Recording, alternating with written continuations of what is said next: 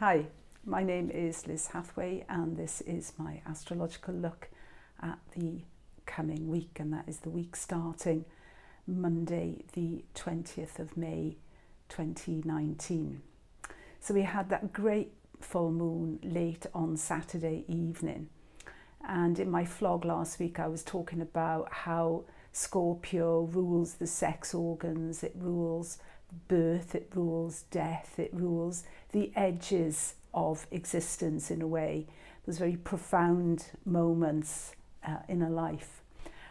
Scorpio is also, the moon is of course a feminine sign, and the moon in Scorpio is about connecting to the underbelly, connecting to the primal energy that all women have. I mean, if a she-bear is, you know, sort of disturbed and she has cubs, then there's a force unleashed. Women have a lot of power in their underbelly, though they don't find it easy, in my experience, to connect with it, to actually, you know, get in there. But anyway, when I got back, I was away in the weekend. When I got back yesterday, I thought it was really amazing to see on the news, on the BBC, a piece about women demonstrating in Alabama against the proposed changes to the abortion law. I'm speaking Dutch again, and the Roe versus Wade, the possible, you know, the attack on that, which would threaten women's right to an abortion.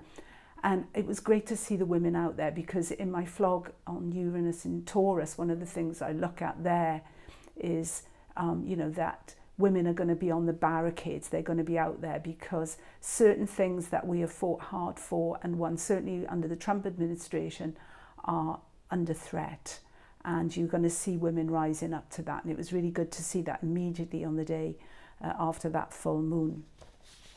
Anyway, what's going on this week? We've got Saturn on its south node this week, south node in Capricorn, north node in Cancer. So in a way, we do have to sort of kind of go a little bit with the flow and let things, you know, the structure and things, we can cling to that too much out of insecurity, out of a sense of fear, out of, you know, because Saturn's moving retrograde as well at the moment. A lot of the planets are retrograde at the moment. So there's this pulling back, you know, resistance to, you know, making certain changes perhaps.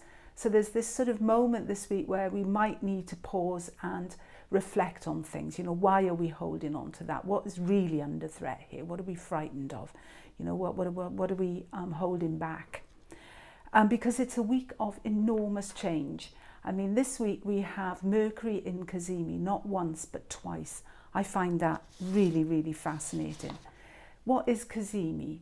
Kazemi means literally a planet in the heart of the sun. So the planet is 17 minutes, 0 degrees, 17 minutes removed from the sun. And at that point, it moves out of this combust situation. What do I mean by that? Well, planets that are close to the sun are kind of burned up in it. The sun is a powerful force.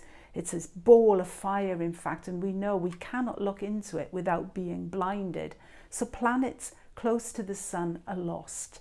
They're burned up in a way in this enormous force of the sun. But there's a point in that sort of combust state where a planet moves very, very close to the sun. As I said, 0 degrees, 17 minutes. And then it's in Kazemi. It's in the heart of the sun. So this week we have Kazemi not once but twice. We have, first of all, Kazemi in the very late degrees of Taurus. So this is a message about money. It's a message about the material world. It's about an understanding of how that works, perhaps, because Taurus is very much about, as well, about stability. It's about building things up. Taurus likes to accumulate. It gives it a sense of security. It's good usually with money. It's a solid sign. It's a fixed sign. So there's some lesson there. Look at where that Kazemi in Taurus is falling in your chart. As I say, that will be on Tuesday, the 21st of May. We're going to get that. And it's a very short period from around 9:34 till 9:59, which is when the sun moves sign. The sun moves into Gemini. And there's a big shift there, because whereas Taurus is keeping everything solid and, you know, well banked down. Once the sun moves into Gemini, it moves into a mutable sign and things can change. There's the space for change. Air, you know, you can't box air. It's moving, it's everywhere, it's participatory. We're all breathing it in. It's very much about ideas.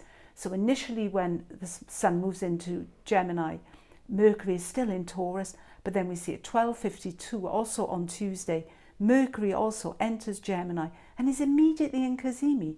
It enters into Gemini and it's immediately in the heart of the sun. So, I mean, just to, you know, what does that sound like? You know, so it's a sort of, I'm just going to give you a sound here because I love, you know, these Tibetan bowls, they're great. But Mercury and Kazemi, it's a kind of a clear sound. So it's something like,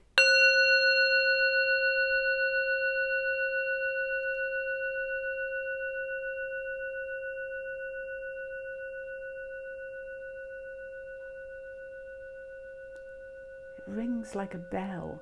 There's clarity in there. You know, it's the birth of an idea. It's in 0 degrees of that sign. So it's a very, very strong sort of idea and a change as well, a change in thinking, moving from that fixed earth into a much lighter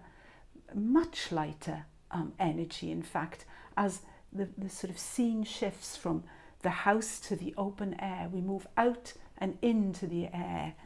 So this is an interesting shift. Mercury and Kazemi, so it makes it, I mean, Mercury is the salesperson. Mercury is very much about traders. It's very much about buying and selling of ideas. Mercury is a trickster. Mercury is able to adapt and adjust and change its mind and is open to dialogue. You know, it can move. You know, this is a great, great energy. And what we will see, I think, in the collective as well is things shifting, ideas moving, becoming much more cerebral, becoming much lighter in a way. So it's a great.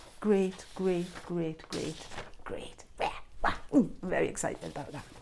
So we have also then moving on to Wednesday, we have Mars sextile Uranus. Also nice. Mars is in Cancer, still very protective.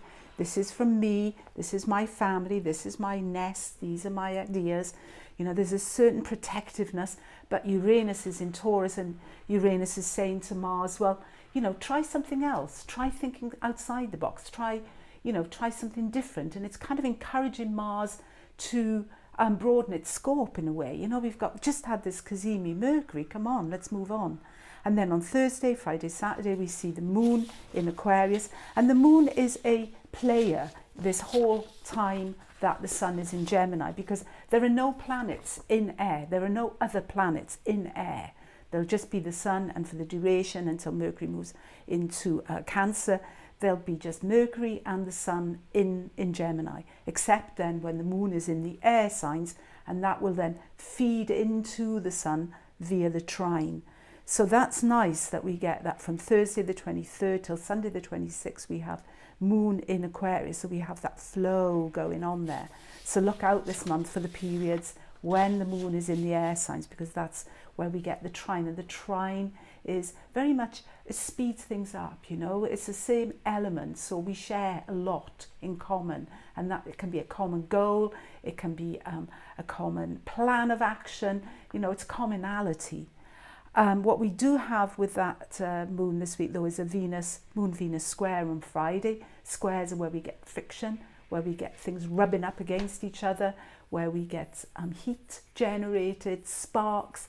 So there's sort of challenge there, and challenges are good. You know, we need them as well. So, you know, but what we have to take with us on Friday is this commitment to not just all about work, but trying to enjoy ourselves, trying to have some fun there, you know, some pleasure, some art, some culture, something nice.